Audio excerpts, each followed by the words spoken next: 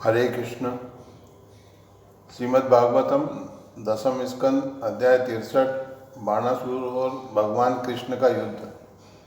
श्रील सुखदेव गोस्वामी ने कहा, हे भारत, अनिरुद्ध के संबंधी जन उसे लौटे न देखकर शोकग्रस्त रहे और इस तरह वर्षा ऋतु के 4 मास बीत गए।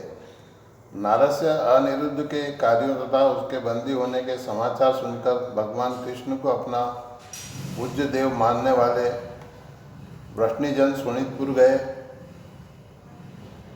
श्री बलराम तथा कृष्ण को आगे करके सातवत वंश के प्रमुख प्रद्युम्न, सात्यकी, गद, सांब, सारण, नंद, उपनंद, भद्र तथा अन्य लोग 12 अक्षोहिणी सेना के साथ एकत्र हुए और चारों ओर से बाणासुर की नगरी को पूरी तरह से घेर लिया। उन्हें अपनी नगरी के बाहरी बगीचे, ऊंची दीवारें, मीनारे तथा प्रवेश द्वार नष्ट भ्रष्ट करते देखकर बाणासुर क्रोध से भर उठा और वह उन्हीं के बराबर सेना लेकर उनसे मुठभेड़ करने के लिए निकल आया। भगवान रुद्र अपने पुत्र कार्तिकेय तथा प्रमथों को साथ लेकर बाणासुर के पक्ष में बलराम तथा कृष्ण से लड़ने के लिए अपने बैल वाहन नंदी पर सवार होकर आए। तत्पश्चात अत्यंत अद्भुत, घमासान तथा रोंगटे खड़ा कर देने वाला युद्ध प्रारंभ हुआ, जिसमें भगवान कृष्ण शंकर से और प्रद्युम्न कार्तिकेय से भिड़ गए। बलराम जी ने कुंभांड तथा कूपकर्ण से, सांब ने बाणपुत्र से और सात्यकी ने बाण से युद्ध किया। सिद्धोच्चारणों, महामुनियों, गंधर्वों, अप्सराओं तथा यक्षों के साथ ब्रह्मा तथा अन्य शासक देवतागण अपने अपने दिव्य विमानों में चढ़कर युद्ध देखने आए। अपने सांग धनुष से तेज नोक वाले बाणों को छोड़ते हुए भगवान कृष्ण ने शिव जी के विविध अनुचरों, भूतों, प्रमथों, गुह्यकों, डाकिनियों, यातुदानों, वेतालों, विनायकों समेत प्रेतों, मातृ पक्ष के असुरों, पिशाचों, कुष्मांडों तथा ब्रह्म राक्षसों को भगा दिया। त्रिशूलधारी शिवजी ने सांग धनुषधारी कृष्ण पर अनेक हथियार चलाए, किंतु कृष्ण तनिक भी विचलित नहीं हुए। उन्होंने उपयुक्त प्रति अस्त्रों द्वारा इन सारे हथियारों को निष्प्रभावित कर दिया। भगवान कृष्ण ने ब्रह्मास्त्र का सामना दूसरे ब्रह्मास्त्र से, वायु अस्त्र का सामना पर्वत अस्त्र से, अग्नि अस्त्र का वर्षा अस्त्र से तथा शिवजी के निजी पाशुपतास्त्र का सामना अपने निजी अस्त्र नारायणास्त्र से किया। जम्भरणास्त्र द्वारा जम्बाई लिवाकर शिवजी को मोहित कर देने के बाद कृष्ण बाणासुर की सेना को अपनी तलवार, गदा तथा बाणों से मारने लगे। कार्तिकेय चारों ओर से हो रही प्रद्युम्न के बाणों की वर्षा से व्यतीत थे, अतः वे अपने मोर वाहन पर चढ़कर युद्ध भूमि से भाग गए, क्योंकि उनके अंग प्रत्यंग से रक्त निकलने लगा था। कुंभांड तथा कूपकर्ण बलराम की गदा से चोट खाकर धराशायी हो गए। जब इन दोनों असुरों के सैनिकों ने देखा कि उनके सेना नायक मारे जा चुके हैं, तो वे सभी दिशाओं में तितर बितर हो गए। बाणासुर अपनी समूची सेना को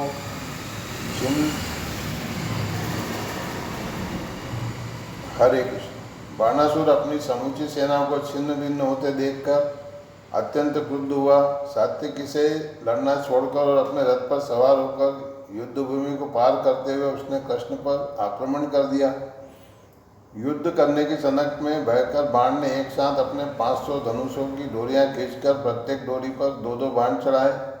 भगवान श्रीहरि ने बाणासुर के सारे धनुषों को एक ही साथ काट दिया और उसके सारथी, रथ तथा घोड़ों को मार गिराया। तत्पश्चात भगवान ने अपना शंख बजाया। तभी बाणासुर की माता कोटरा अपने पुत्र के प्राण बचाने की इच्छा से भगवान कृष्ण के समक्ष निर्वस्त्र तथा बाल बिखेरे खड़ी हो गई। भगवान गदागज ने उस स्त्री को देखे जाने से बचने के लिए अपना मुख पीछे की ओर मोड़ लिया और रथ विहीन हो जाने तथा धनुष के टूट जाने से बाणासुर इस अवसर का लाभ उठाकर अपने नगर को भाग गया। जब शिवजी के अनुचर भगा दिए गए तो 3 सिर तथा 3 पैर वाला शिव ज्वर कृष्ण पर आक्रमण करने के लिए लपका। जो ही शिवज्वर निकट पहुंचा तो ऐसा लगा कि वह 10 दिशाओं की सारी वस्तुओं को जला देगा। तत्पश्चात इस अस्त्र को पास आते देखकर भगवान नारायण ने अपना निजी ज्वर अस्त्र विष्णु ज्वर छोड़ा। इस तरह शिव ज्वर तथा विष्णु ज्वर एक दूसरे से युद्ध करने लगे। विष्णु ज्वर से परास्त शिव ज्वर पीड़ा से चिल्ला उठा, किंतु कहीं आश्रय न पाकर भयभीत हुआ शिव ज्वर इंद्रियों के स्वामी कृष्ण के पास शरण पाने की आशा से आया। इस तरह वह अपने हाथ जोड़कर उनकी प्रशंसा करने लगा। शिवजर ने कहा, हे अनंत शक्ति वाले समस्त जीवों के परमात्मा भगवान, मैं आपको नमस्कार करता हूँ। आप शुद्ध तथा पूर्ण चेतना से युक्त हैं और इस विराट ब्रह्मांड की सृष्टि पालन तथा संहार के कारण हैं। आप पूर्ण शांत हैं और आप परम सत्य ब्रह्म हैं, जिनका प्रकारांतर से सारे वेद उल्लेख करते हैं।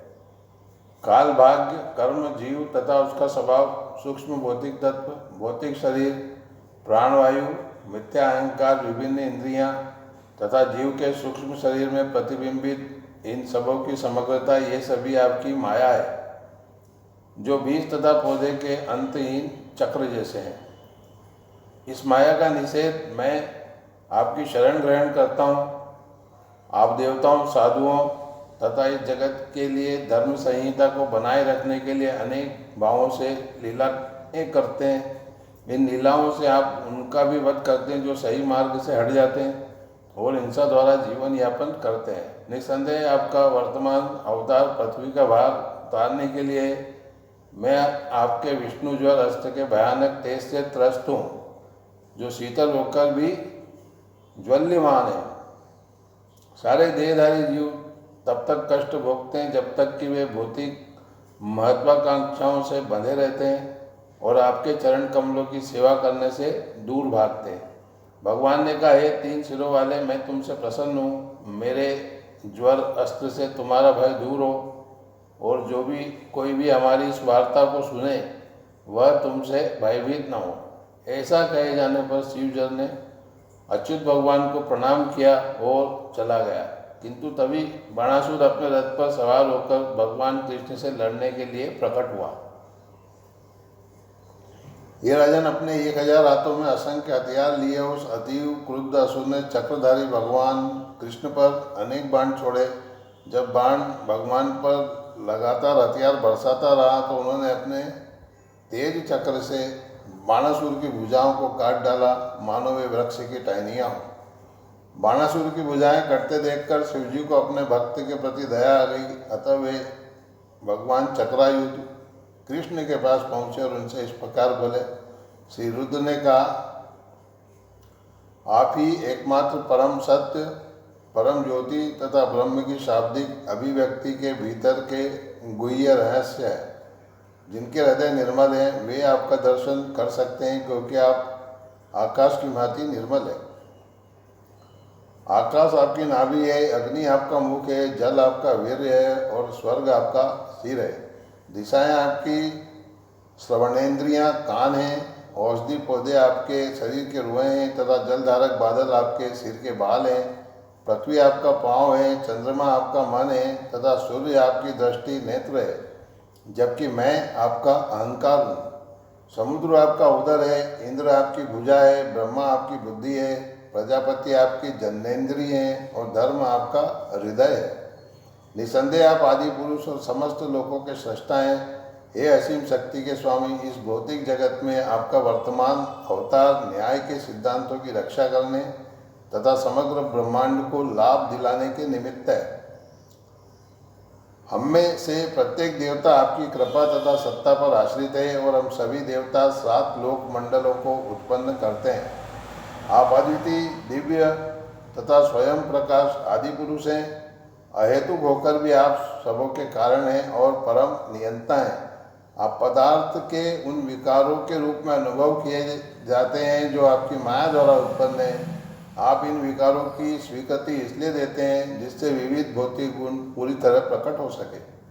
हे सर्वशक्तिमान, जिस प्रकार सूर्य बादल से ढका होने पर भी बादल को तथा अन्य सारे दृश्य रूपों को भी प्रकाशित करता है, उसी तरह आप भौतिक गुणों से ढके रहने पर भी स्वयं प्रकाशित बने रहते हैं और उन सारे गुणों को उन गुणों से युक्त जीवों समेत प्रकट करते हैं। आपकी माया से मोहित बुद्धि वाले अपने बच्चों, पत्नी, घर इत्यादि में पूरी तरह से लिप्त और भौतिक दुख के सागर में निमग्न लोग कभी ऊपर उठते हैं तो कभी नीचे डूब जाते हैं। जिसने ईश्वर से यह मनुष्य जीवन उपहार के रूप में प्राप्त किया है, किंतु फिर भी जो अपनी इंद्रियों को वश में करने तथा आपके चरणों का आदर करने में विफल रहता है, वह सचमुच शोचनीय है, क्योंकि वह अपने को ही धोखा देता है।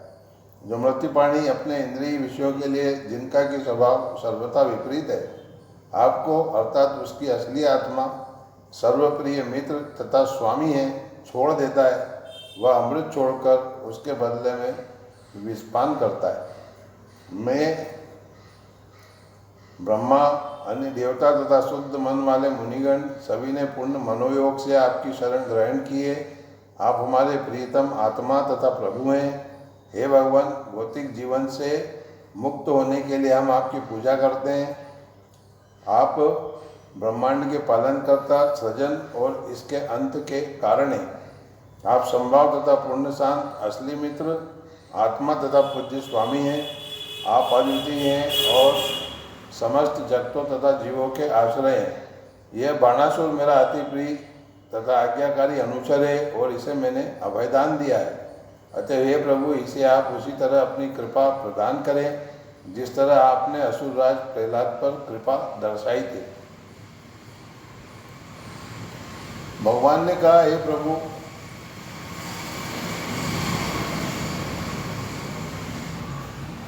हरे कृष्ण।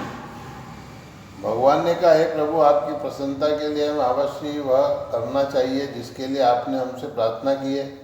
मैं आपके निर्णय से पूरी तरह सहमत हूँ। मैं वेरोचनी के इस असुर पुत्र को नहीं मारूंगा, क्योंकि मैंने प्रहलाद महाराज को वर दिया है कि मैं उसके किसी भी वंशज का वध नहीं करूंगा।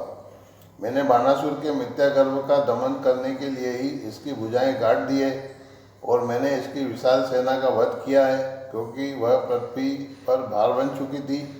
यह असुर, जिसकी अभी भी 4 बाहें हैं, अजर तथा अमर रहेगा और आपके सेवक के रूप में सेवा करेगा। इस तरह उसे किसी प्रकार का भय नहीं रहेगा।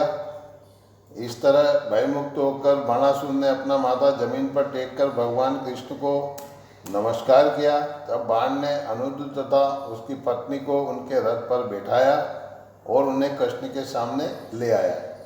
तब भगवान कृष्ण ने अनिरुद्ध तथा उसकी पत्नी दोनों, जो सुंदर वस्त्रों तथा आभूषणों से सजाए गए थे, को पूरी अक्षोहिणी से घेर लिया। इस तरह भगवान कृष्ण ने शिव से विदा ली और प्रस्थान किया। तत्पश्चात भगवान अपनी राजधानी में प्रविष्ट हुए। नगर को झंडियों तथा विजय तोरणों से सजाया गया था। इसकी गलियां तथा चौराहों पर पानी छिड़कवाया गया था। जो ही शंख, आनक तथा दुंदुभियाँ गूंजने लगी, त्यों ही भगवान के संबंधी ब्राह्मण तथा गणमान्य नागरिक उनका स्वागत करने के लिए आगे आए।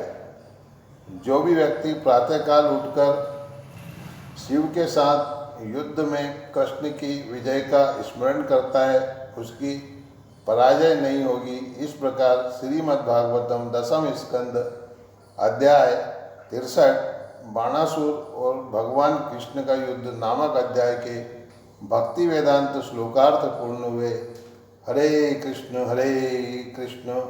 कृष्ण कृष्ण हरे हरे, हरे राम राम राम हरे हरे। हरे कृष्ण।